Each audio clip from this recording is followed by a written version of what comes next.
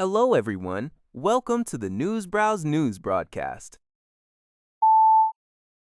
A profound mystery surrounds the sinking of the Russian cargo ship Ursa Major, which went down off the coast of Spain on December 23, 2024, as reported by Metro K 2024. As reported by metrocaps.taco.uk, the vessel initially reported 3 unexplained explosions near its engine room, killing 2 crew members. Despite rescuers evacuating the remaining crew safely and the ship appearing stable, a Russian military escort ship, the Ivan Gren, later fired red flares, followed by 4 more explosions, after which the Ursa Major sank. Its captain eventually revealed the ship was transporting components for 2 nuclear reactors, described as similar to those used in submarines, to North Korea. The wreckage, lying at 8,202 feet, has drawn attention from U.S. nuclear sniffer aircraft and a Russian spy ship, which lingered for days before detecting further underwater blasts. The Spanish government states it lacks the technical resources to investigate. While the reactors were reportedly unfueled, the transfer raises significant international concerns, especially given Russia's increasing cooperation with North Korea, including the use of North Korean soldiers in Ukraine. NPR reports that U.S. Ambassador to Israel Mike Huckabee publicly announced that Israel has sent its Iron Dome anti-missile batteries and the necessary operating personnel to the United Arab Emirates. This deployment, according to Huckabee, is intended to help defend the UAE amidst the ongoing Iran war.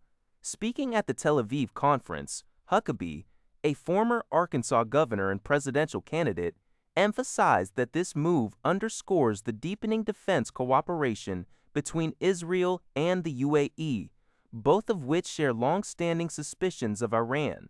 He highlighted the benefits of the 2020 Abraham Accords, which established diplomatic ties between the two nations and expressed optimism that more regional countries would soon join.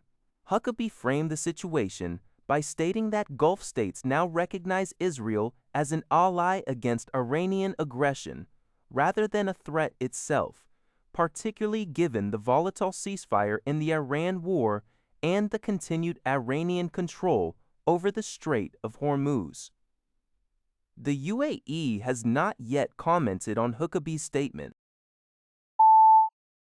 Al Jazeera reports that French President Emmanuel Macron has pledged 23 billion euros, depictation of Bagman, in investments for Africa during the Africa Forward Summit held in Kenya. This substantial commitment includes 14 billion euros from French public and private sources, and an additional 9 billion euros from African funds. The investments are earmarked for critical sectors such as energy transition, agriculture, and artificial intelligence, and are projected to generate 250,000 jobs across both France and Africa.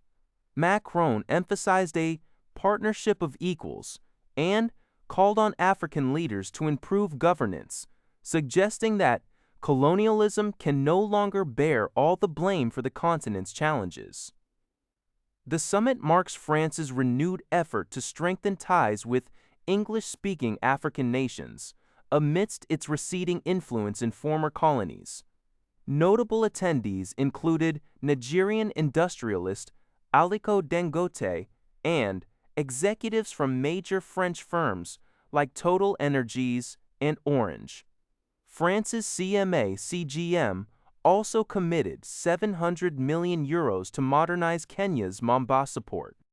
Furthermore, Macron stated that the return of looted African artworks is an unstoppable process, following a recent French parliamentary law. Kenya's President, William Ruto, welcomed the shift towards investment over traditional aid and loans. British Prime Minister Keir Starmer has pledged to get on with governing during a critical cabinet meeting, according to Al Jazeera. This declaration comes amidst mounting pressure for his resignation following significant election losses suffered by the Labour Party last week. Miata Fahnbulleh, a junior minister, has become the first to step down from the UK government, while 79 members of parliament have publicly urged Starmer to announce a timetable for his departure. Further adding to the pressure, Starmer faces scrutiny over the Labour Party's vetting process for Peter Mandelson's appointment as ambassador to the United States, given Mandelson's relationship with the billionaire sex offender Jeffrey Epstein. A critical shortage of tank containers, essential for transporting industrial gases like helium, has been aggravated by their entanglement in the Persian Gulf due to regional conflicts. This situation is leading to significant price hikes and disruptions in supply chains, particularly impacting the global semiconductor industry, which relies heavily on helium for its manufacturing processes. According to Zalbao, the scarcity of these specialized containers, produced by a limited number of global suppliers, means that even after the resolution of conflicts, the supply chain disruption is expected to persist for some time. Manufacturers are hesitant to increase production of tank containers due to uncertainty about the conflict's duration, further compounding the shortage and raising concerns about potential interruptions in semiconductor production worldwide. That's all for this video. Thank you for watching. See you in the next video.